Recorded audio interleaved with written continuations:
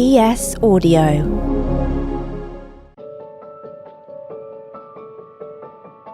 It's been 35 years since Terry Waite was taken captive in Beirut while negotiating with Hezbollah over the release of British hostages. Held for nearly 5 years, much of it in solitary confinement, he was released in 1991 and went on to co-found Hostage International, which helps people who have been kidnapped and their families. He's also become a world-renowned speaker, using the awful experiences he faced to explain how hardship and stress can become a source of inner strength. I'm David Marlson from the Evening Standard, and in this edition of How to Be a CEO, we'll be talking to both Terry and the psychologist Dr Wolfgang Seidl, who is a partner at Mercer, working across the UK and Europe with major companies on improving workplace well-being.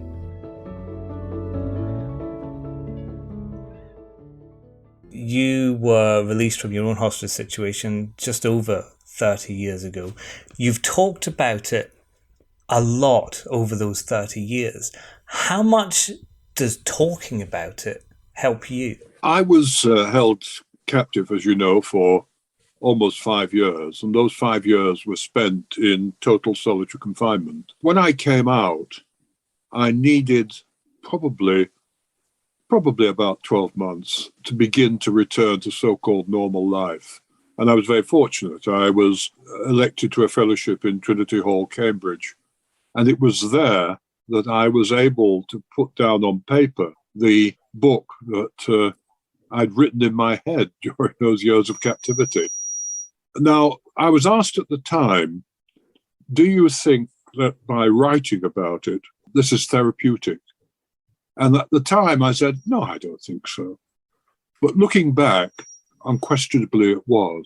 That by writing and by somehow capturing the experience and managing it, I was able to come to terms with what had been, a rather strong and long period of deprivation. As for talking subsequently, I think by the time I'd finished the book, I'd got back into some form of equilibrium. And that talking about it subsequently was a way of enabling me to use the experience creatively for many other things. So I founded, for example, Hostage International, and I became more involved with the homeless and prisoners and so on. And that was a way of actually that bad experience, if you like, or difficult experience. I wanted to transform it, to make it into something creative. And so subsequently, the talking was not necessarily personally therapeutic. Wouldn't it be easier to put that behind you and never discuss it and never relive the things that you had to go through rather than bring them up again and again? Well, I suppose some people have done that. Some people can't face those bitter things in the past. But you see, I have the belief that, and it's a very simple belief, and it's absolutely true, that suffering is a part of human existence, and that people suffer, and some people suffer through no fault of their own. And it's not fair. I mean, it lands on people unequally. But having said that, I believe that suffering need not destroy, that within suffering, there are often the seeds of something creative. And so by relating experiences of suffering and then pointing to the fact that something creative can emerge from this, one has been able to take the experience and utilize it creatively rather than just looking back on it as a totally negative experience which should be shut out of life, because the suffering was a part of my life. And I can't ignore a part of my life. What I can do is take my life and use it creatively, which one has attempted to do. Wolfgang, how important is it that when people go through struggles, Terry went through an extreme struggle, but people will be facing their own struggles, that they do talk about these issues, that they raise them, that they speak about it with other people? Yes, from a psychological and psychiatric point of view, a lot of what Terry said resonated with me, and is actually anchored in a lot of psychological theory.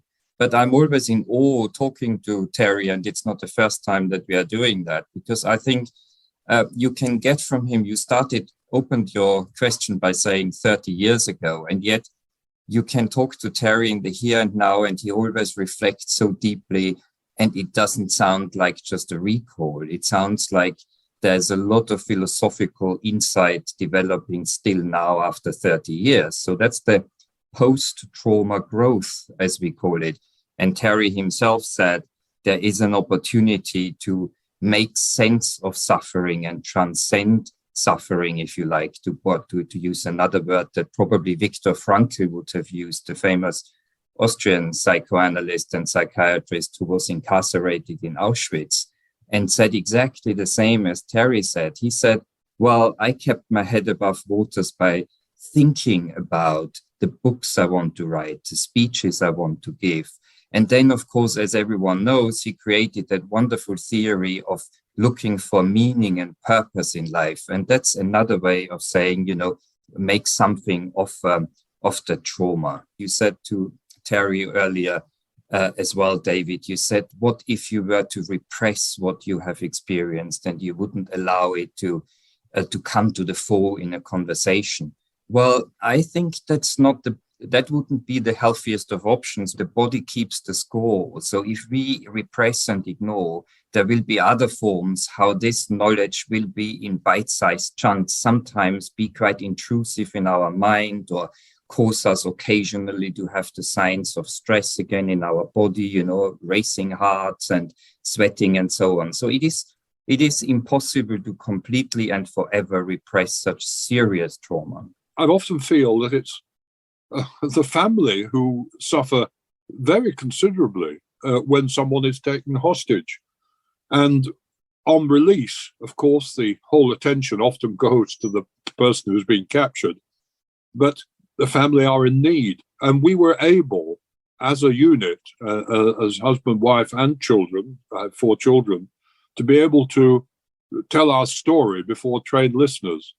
In other words, rather than suppress it and push it down into the inner recesses of the mind, to come to terms with it there and then as best we could.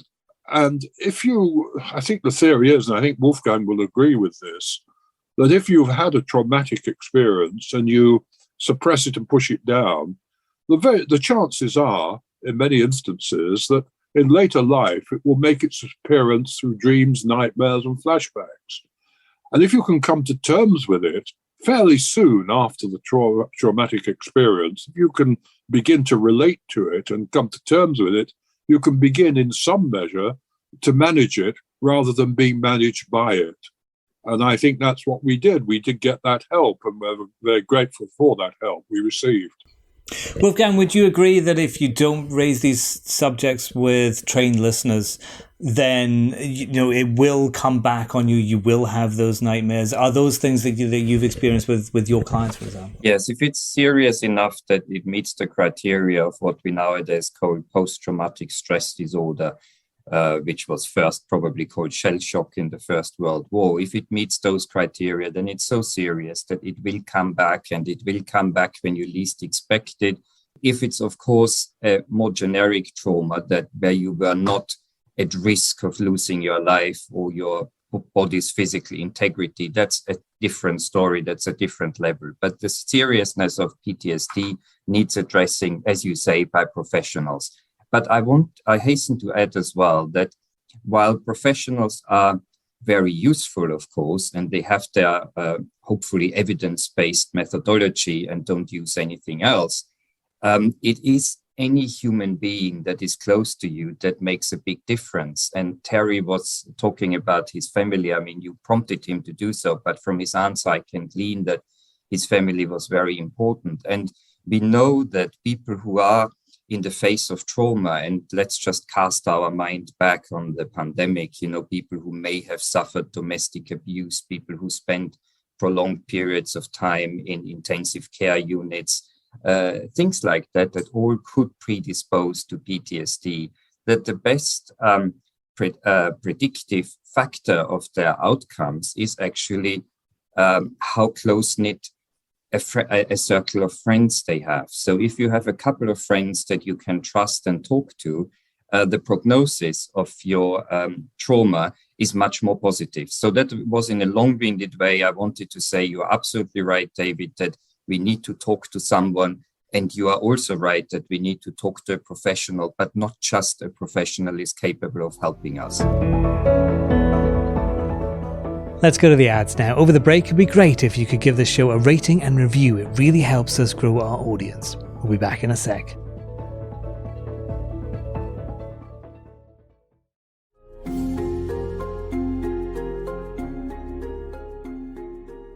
Terry, Wolfgang's mentioned the pandemic a few times there, and a lot of people spent a huge amount of time just by themselves during that pandemic. Now, they weren't experiencing the same experiences as you had, but I'd imagine you must have some empathy for those people who were alone for quite a substantial amount of time. I certainly do, and I can understand how many people found that extremely difficult to bear. Personally, you may laugh at this, I found it a great relief. I wasn't always running around, and I was able to turn that, to do some of the things that I've always promised myself. And I wrote a book, book of children's stories, actually. I thought, well, might as well have a go at it. I've got the time now. And so I did that. But for many people, the breaking of a normal structure and having to find an entirely different way of living proved to be a very big challenge. And inevitably, you take a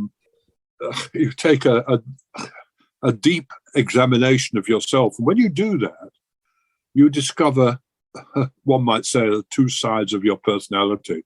One might say the light and the dark, good and evil, whatever you might call it. And the temptation is to be, if you're not careful, to become over-depressed by the negative sides you see within yourself. And somehow one has to be able to work to find that inner harmony. And I think one of the problems of our age, there are many problems of our age, of course, and I'm oversimplifying, but one of the problems of our age is that we're out of harmony with ourselves, we're out of harmony with our neighbor, and we're out of harmony with our environment. And that is, we're paying a terrible price for that.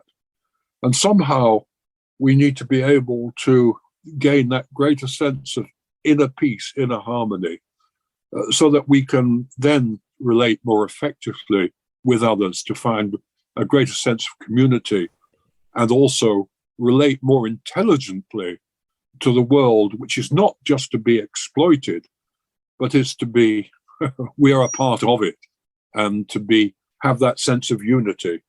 I don't know if that sounds terribly philosophical and airy-fairy, but it's what I believe. No, it doesn't sound terribly philosophical at all, but I am interested when you were talking about that battle between light and dark. You, at that time, were faced entirely by darkness, by people acting in cruel ways towards you. You were on your own. How did you win that fight between light and dark? And I guess the other question would be, did you think you would? Well, there were times when, I'll give you one example, one story. I mean, it's such a big subject you've raised there that, one could spend hours talking about it. So I have to give you one small example. Towards the end of my captivity, I became very ill. And I was so ill that I couldn't lie down. My lungs were filling with fluid. And I had to sit with my back against the wall day and night, gasping for breath. And it was at that point when they decided that they would move me to be with other hostages. So after all those years alone, I was moved to be with others. And I was put into that cell. We're all chained together. And I was really quite a disturbing influence, really, because it looked as though I was dying. And in fact, I was told later that I lapsed into unconsciousness without I didn't know that. However, at night, when I was really gasping for breath, one of the hostages, Terry Anderson, who was an American AP journalist, he just leaned across and he put his hand on mine. He didn't say a word. And, I found that tremendously comforting and really, really helpful. And I suppose I would say from that how important it is to have that sense of compassionate, understanding community. And where you've got that level of understanding that doesn't bombard you with words, it doesn't bombard you with questions, but just simply as another human being understands and is with you. Now, there are many other understandings and learnings I could take, but that's just one which I think was particularly important to me. And I think going back to your point about isolation and about the pandemic, yes, it was a time some people found enormously useful, but found disturbing because they were being put themselves in touch with themselves in quite a new way. And for some, that was quite disturbing. Wolfgang, can a simple gesture by a colleague, by a friend, nothing too extravagant, you don't have to send anybody any roses at the desk, just maybe say that was a good job, how much of a difference does that actually make, not just to performance, but to people's mental health? Yeah, that's a good word that you're using here, gesture. I remember after September the 11th, actually, the Wall Street Journal called me up and we were talking about how communities can heal. And we actually arrived at exactly that conclusion, that small gestures that are quite symbolic help communities and individuals to heal and also to, if you like, celebrate people's lives together, but also share the grief together and so on. So that's the bigger picture from what Terry was talking about something that was very traumatic. And you quite rightly transition us also into talking about everyday situations in the workplace. It's fascinating how much more attention people pay to their line managers' behavior and gestures than we realize. Particularly, we managers don't realize what role models we are. And those examples you have just given, put your hand on somebody who is suffering or just mention a job well done, means and resonates much more with people than we think about. And the subtle communication that unconsciously takes place between people is enormous. There's one interesting study that just comes to mind where they found that if managers have a bad night's sleep, there's more discord in their teams. So how on earth that translates itself is an open question, but probably not a difficult one to answer, because if we are suffering from a lack of sleep, we sort of are grumpy, and that communicates around us. And Terry, you've helped a lot of people over the last 30 years. Like you said, you set up Hostage International. I understand you've been working with Nazanin Zaghari Ratcliffe, who's just released from Iran. Do you go out of your way to help people in that way now, Terry? I don't think I go out of my way. I think it is my way. It's,